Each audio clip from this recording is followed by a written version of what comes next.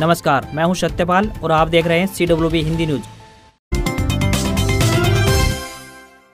मौसम अपडेट। आफत भरी बारिश से हरियाणा सहित उत्तर भारत को मिलेगी राहत, जानिए ताजा मौसम का हाल। बंगाल की खाड़ी पर बने लो प्रेशर एरिया के कारण हरियाणा और एनसीआर दिल्ली में पिछले 4 से 5 दिनों से मौसम परिवर्तनशील बना हुआ है और संपूर्ण इलाके में मानसून की विदाई के बाद भी बारिश दर्ज की जा रही है। परंतु अब हरियाणा व एनसीआर दिल्ली को आफत भरी बारिश से जल्द ही राहत मिलने वाली है। 12 अक्टूबर यानी आज से उत्तर पश्चिमी हवाएं धरातल से लेकर ऊपरी वायुमंडल के स्तर तक चलना शुरू कर देंगी। यही हवाएं उत्तर भारत में सक्रिय मानसून की बंगाल की खाड़ी से आई नमी वाली पूर्वी हवाओं को वापस खदेड़ते हुए मध्य भारत व उससे आगे तक ले जाएंगी। साथ ही संपूर्ण इलाके में एक बार फिर से उत्तरी पश्चिमी हवाओं का प्रभुत्व स्थापित हो जाएगा। 12 अक्टूबर यानी आज से दक्षिण हरियाणा के हिस्सों और 13 अक्टूबर यानी कल से संपूर्ण हरियाणा व एनसीआर दिल्ली में मौसम साफ और शुष्क हो जाएगा। 14 अक्टूबर तक संपूर्ण उत्तर भारत से मानसून की विदाई पूरी तरह से हो जाएगी।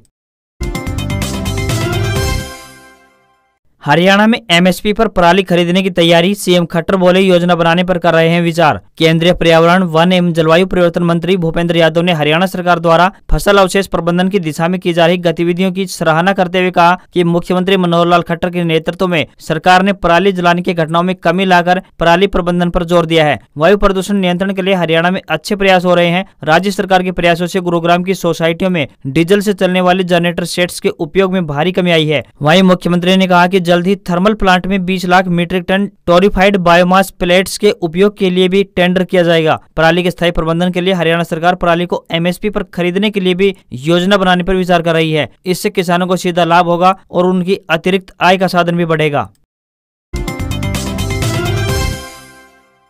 सत्र 2023-24 नवोदय विद्यालय में कक्षा 9वीं में प्रवेश के लिए 15 अक्टूबर तक कर सकते हैं ऑनलाइन आवेदन। नवोदय विद्यालय समिति सत्र 2023-24 के लिए जवाहर नवोदय विद्यालय की कक्षा 9वीं लेटरल एंट्री में रिक्त स्थानों पर प्रवेश के लिए इच्छुक विद्यार्थी 15 अक्टूबर तक navodaya.gov.in अथवा NVS-admission-class9.in पर जाकर निःशुल्क यानी फ्री में आवेदन कर सकते हैं। कक्षा 9वीं में दाखिले के लिए चयन परीक्षा 11 फरवरी 2023 को संपन्न करवाई जाएगी। इसमें केवल वे ही विद्यार्थी आवेदन के पात्र हैं जो कि उस जिले के मूल निवासी हैं और शैक्षणिक सत्र 2022-23 में उसी जिले के किसी सरकारी या फिर सरकारी मान्यता प्राप्त विद्यालय में कक्षा 8वीं में अध्ययनरत हैं। 9वीं कक्षा में प्रवेश के लिए सभी वर्ग के विद्यार्थी की आयु 1 मई 2008 से 30 अप्रैल 2010 के बीच होनी चाहिए। सीएम ने पोर्टल किया लॉन्च, हरियाणा में विज्ञापन स्थलों की होगी ई नीलामी, बढ़ेगा राजस्व। हरियाणा के मुख्यमंत्री मनोहर लाल खट्टर ने व्यापारियों व नागरिकों को एक और सुविधा प्रदान करते हुए हरियाणा म्यूनिसिपल विज्ञापन उपनियम 2022 के तहत विज्ञापन अनुमति तथा नगर निकायों के विज्ञापन स्थलों की ई नीलामी के लिए पोर्टल लॉन्च किया है। इससे सभी नगर निकायों में विज्ञापन अधिकारों के आवंटन में पारदर्शिता सुनिश्चित होगी। मुख्यमंत्री मीडिया सेंटर के नवीनीकरण कार्य का उद्घाटन व विज्ञापन स्थलों की ई नीलामी के लिए पोर्टल लॉन्च करने के उपरांत मीडिया कर्मियों से बातचीत कर रहे थे। फिर उठा एसवाईएल मुद्दा, 14 अक्टूबर को हरियाणा और पंजाब के मुख्यमंत्रियों की होगी बैठक। हरियाणा और पंजाब के बीच एसवाईएल नहर का मुद्दा फिर से उठ गया है। हरियाणा के मुख्यमंत्री मनोहर लाल खट्टर ने कहा कि एसवाईएल हरियाणा वासियों का हक है और यह उन्हें अवश्य मिलेगा। 14 अक्टूबर को इसी बारे में उनकी बैठक पंजाब के मुख्यमंत्री भगवंत मान के साथ 11:30 बजे होगी, जिसमें इस मामले के समाधान के लिए विचार विमर्श किया जाएगा। मुख्यमंत्री ने कहा कि हरियाणा के लिए एसवाईएल का पानी अत्यंत आवश्यक है। अब इस मामले में एक टाइमलाइन तय होना जरूरी है ताकि प्रदेश के किसानों को पानी की उपलब्धता को सुनिश्चित हो सके। उल्लेखनीय है कि एसवाईएल के पानी के लिए मुख्यमंत्री द्वारा निरंतर अथक प्रयास किए जा रहे हैं। प्रदेश की जनता को उसका जायज हक दिलवाया जाएगा। बाजरा उत्पादक किसानों के लिए खुशखबरी, भावांतर भरपाई योजना में प्रति क्विंटल मिलेंगे 450 रुपए। हरियाणा के मुख्यमंत्री मनोहर लाल खट्टर ने कहा है कि प्रदेश में सुगम तरीके से बाजरे की खरीद की जा रही है। इस बार बाजरे का न्यूनतम समर्थन मूल्य 2350 रुपए प्रति क्विंटल है, जबकि मंडियों में खरीद 1850 से लेकर 1900 रुपए प्रति क्विंटल मिल रही है। किसानों को किसी भी प्रकार का नुकसान न हो, इसलिए राज्य सरकार की भावांतर भरपाई योजना के तहत किसानों को 450 रुपए का भुगतान किया जाएगा। मुख्यमंत्री ने कहा कि हैपेड द्वारा भी बाजरे की खरीद की जा रही है। किसानों की सुविधा के लिए ई खरीद हरियाणा मोबाइल ऐप लॉन्च की गई है, जिसमें किसानों को पंजीकृत फसलों की संख्या, गेट पास और खरीद के लिए लाई जा सकने वाली फसल की मात्रा के बारे में वास्तविक जानकारी मिल रही है। कोई भी किसान मेरी फसल मेरा ब्यौरा पोर्टल पर पंजीकृत अपने मोबाइल नंबर दर्ज करके ये विवरण प्राप्त कर सकता है। किसानों की बड़ी टेंशन, बारिश से सब्जी की फसल बर्बादी की कगार पर। पिछले 3 से 4 दिनों से मौसम में आए बदलाव व मोटे अनाज ही नहीं बल्कि सब्जियों की फसलों को भी तबाह कर दिया। ज्यादा नमी व धूप न निकलने की वजह से सब्जियों की फसलों को फंगस ने जकड़ना शुरू कर दिया। फंगस की वजह से सब्जियों की फसलों में मरोड़िया व अन्य बीमारी नजर आने लगी है। अगर इसी तरह का मौसम रहा तो सब्जियों की फसल खराब होने के बाद सब्जी की कीमत आसमान में पहुंच जाएगी। फिलहाल किसानों की नजर मौसम पर लगी है। साथ ही मौसम में परिवर्तन नहीं होता तब तक किसान सब्जियों की फसलों की बिजाई नहीं कर पाएंगे। मौसम में आए बदलाव की वजह से खरीफ की फसलें तो खराब हो चुकी हैं, पर अब किसानों को सब्जियों की फसलें खराब होती नजर आने लगी हैं। मौसम में ज्यादा नमी होने की वजह से सब्जियों की फसलों में फंगस व वायरस वाली बीमारियां आनी शुरू हो गई हैं। सबसे ज्यादा बीमारी मिर्च के पौधे में आ गई है। फंगस व मरोड़िया की वजह से मिर्च के पौधे के पत्ते सिकुड़ गए हैं, फूल व फल आना भी बंद हो गए हैं। यही स्थिति टमाटर, मूली, गाजर की फसलों में भी बनी हुई है। अगर मौसम का मिजाज इसी तरह का रहा तो रबी फसलों की बिजाई में देरी होना लाजमी है। भाजपा और जसपा अलग होने की अटकलों पर सीएम मनोहर लाल खट्टर ने लगाया विराम, कही ये बड़ी बात। मुख्यमंत्री मनोहर लाल खट्टर ने जसपा और भाजपा के बीच में आदमपुर उपचुनाव को लेकर किसी तरह से अलग राय होने की बात से इनकार किया है। सीएम ने इसी तरह की अटकलों को खारिज कर दिया है। इसके साथ ही उन्होंने साफ कर दिया कि दोनों दलों के बीच मतभेद जैसी कोई बात नहीं है और गठबंधन साथ में मिलकर मजबूती के साथ चुनाव लड़ने जा रहा है। मुख्यमंत्री मनोहर लाल ने दोनों दलों में मतभेद और खींचतान की बात से इनकार किया है। मंगलवार को सीएम ने पत्रकारों से बातचीत में यह बात साफ कर दी है। मुख्यमंत्री मनोहर लाल ने कहा कि गठबंधन के प्रत्याशी भव्य बिश्नोई की पोस्टरों में जसपा नेताओं को जगह नहीं मिलने जैसी बात कोई खास वजह नहीं है। स्थानीय कार्यकर्ताओं ने अपने स्तर पर यह पोस्टर बनवा लिए होंगे। पार्टी द्वारा चुनाव प्रचार को लेकर व्यापक स्तर पर रणनीति बनाई जा रही है और दोनों ही दल एकजुट होकर यह चुनाव लड़ेंगे। इस दिवाली पर हरियाणा वासियों को बड़ा झटका, प्रदूषण नियंत्रण बोर्ड ने पटाखों पर दिया ये आदेश। हरियाणा में इस बार दिवाली पर लोग पटाखे नहीं फोड़ पाएंगे। हरियाणा राज्य प्रदूषण नियंत्रण बोर्ड ने पटाखों के निर्माण, बिक्री और उपयोग पर प्रतिबंध लगा दिया है। यह प्रतिबंध अगले आदेश तक लागू रहेगा। बढ़ते प्रदूषण को देखते हुए इस बार बोर्ड ने 2 घंटे तक भी पटाखे नहीं फोड़ने की इजाजत देकर सख्त रवैया अपनाया है। हालांकि बोर्ड ने सिर्फ ग्रीन पटाखे फोड़ने की अनुमति दे दी है। इस संबंध में सभी जिला उपायुक्तों को इसका कड़ाई से पालन कराने के लिए पत्र लिखने का निर्देश जारी किया है। पटाखों पर प्रतिबंध का असर हरियाणा के साथ साथ पड़ोसी राज्यों के थोक विक्रेताओं पर भी पड़ेगा। करनाल, यमुनानगर, फरीदाबाद और अन्य जिलों में पटाखे बनाने की फैक्ट्रियां हैं। आम आदमी पार्टी के उम्मीदवार करोड़पति सतेंद्र सिंह 9 करोड़ के मालिक, 8 वर्षों में 3.25 करोड़ बड़ी प्रॉपर्टी। हिसार के आदमपुर से आम आदमी पार्टी यानी आप के उम्मीदवार सतेंद्र सिंह करोड़पति हैं। उनके पास 9 करोड़ की संपत्ति है। इसमें 8.64 करोड़ की अचल और करीब 72 लाख रुपए की चल संपत्ति है। उनकी पत्नी नीलम भी करोड़पति है। उनके पास 3.5 करोड़ की संपत्ति है। इसमें 2.5 करोड़ की अचल और 1.07 करोड़ की चल संपत्ति है। पिछले 8 सालों में उनकी अचल संपत्ति करीब 2 करोड़ 71 लाख और चल संपत्ति 23 लाख रुपए बढ़ी है। पति पत्नी गैस एजेंसी के मालिक भी हैं। कांग्रेस में रहते हुए 2014 में सतेंद्र सिंह के पास करीब 6 करोड़ रुपए की संपत्ति थी।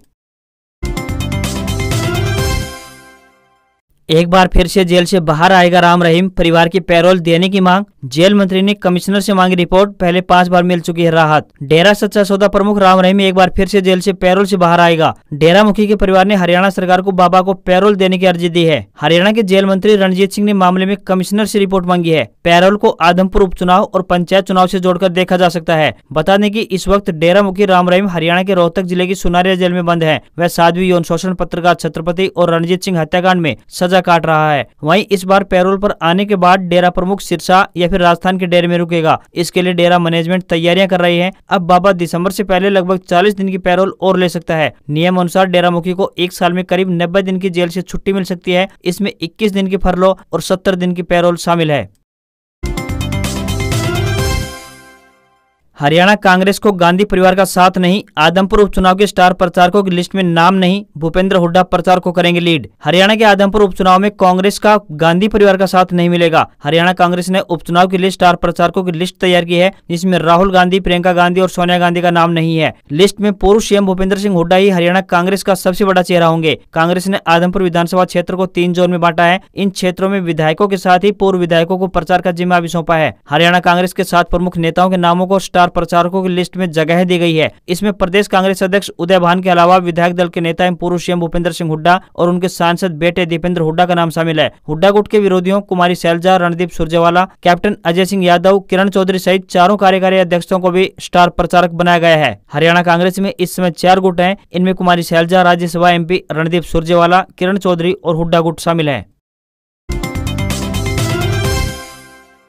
महाकाल लोक राष्ट्र को समर्पित पीएम मोदी ने कहा, भला ऐसे कैसे हो सकता है, महाकाल बुलाए और ये बेटा न आए। जय महाकाल। प्रधानमंत्री श्री नरेंद्र मोदी ने मंगलवार को जब उज्जैन में ज्योतिर्लिंग महाकालेश्वर के नए परिसर महाकाल लोक का लोकार्पण किया तो चारों ओर इसी जयघोष की गूंज सुनाई दी। वैदिक मंत्रोच्चार के बीच रक्षा सूत्र यानी कलावे से बनाए गए 15 फीट ऊंचे शिवलिंग की प्रतिकृति से मोदी ने रिमोट के जरिए जैसे ही आवरण हटाया, अध्यात्म का यह नया आंगन सभी के लिए खुल गया। महाकाल लोक के लोकार्पण के बाद प्रधानमंत्री नरेंद्र मोदी ने सभा को संबोधित करते हुए कहा, महाकाल महादेव, महाकाल महाप्रभु, महाकाल महारुद्र, महाकाल नमोस्तुते। महाकाल लोक में लौकिक कुछ भी नहीं, शंकर के सानिध्य में साधारण कुछ भी नहीं, सब कुछ अलौकिक है, असाधारण है, अविस्मरणीय है। अतीत में हमने देखा कि प्रयास हुए, परिस्थितियां पलटी, सत्ताएं बदली, भारत का शोषण भी हुआ, आजादी भी गई। इल्तुतमिश जैसे आक्रमणकारियों ने भारत की ऊर्जा को नष्ट करने का प्रयास किए। हमारे ऋषियों ने कहा, महाकाल शिव के शरण में मृत्यु भी हमारा क्या कर लेगी। भारत इसलिए फिर उठ खड़ा हुआ। महाकाल का आशीर्वाद जब मिलता है तो काल की रेखाएं मिट जाती हैं। हमारे ज्योतिर्लिंगों का विकास भारतीय संस्कृति का विकास है। भला ऐसे कैसे हो सकता है कि महाकाल बुलाए और ये बेटा न आए। प्रधानमंत्री ने 29 मिनट तक सभा को संबोधित किया। उनका भाषण 8 बजे महाकाल के जयघोष के साथ शुरू होकर 8:29 पर महाकाल के जयघोष के साथ ही खत्म हुआ।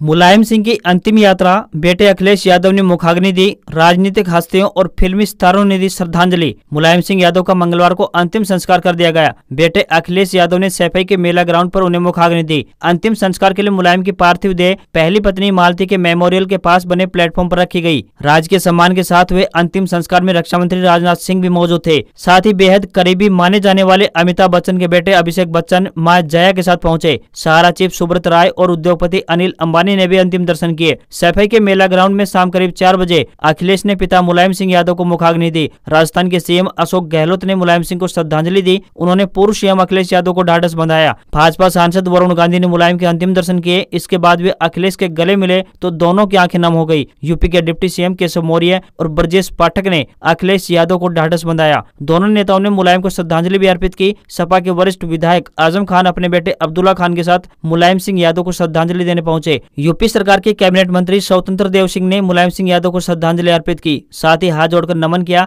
मध्य प्रदेश कांग्रेस कमेटी के अध्यक्ष और पूर्व मुख्यमंत्री कमलनाथ भी मुलायम सिंह को श्रद्धांजलि देने पहुंचे। भारतीय किसान यूनियन के राष्ट्रीय प्रवक्ता राकेश टिकैत भी मुलायम के अंतिम दर्शनों के लिए पहुंचे। इस दौरान उनकी आंखें नम हो गई। राजकीय सम्मान के साथ मुलायम को विदा किया गया। मुलायम 3 बार मुख्यमंत्री और 1 बार रक्षा मंत्री रहे।